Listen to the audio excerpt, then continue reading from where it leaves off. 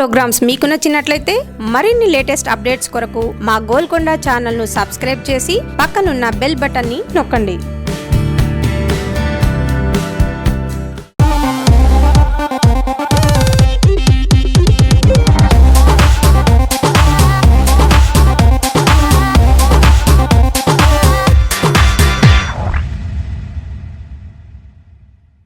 Welcome to cinema లోకం.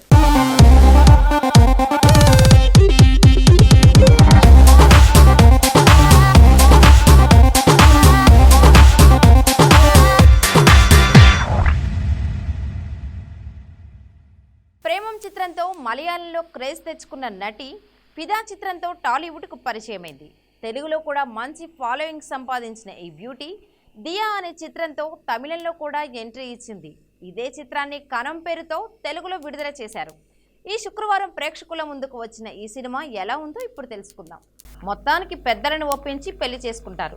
ప్రేమించిన వ్యక్తిని పెళ్లి చేసుకొని కొత్త కాపురం మొదలు పెట్టాననే సంతోషం తులసిలో ఎక్కడా కనిపించదు.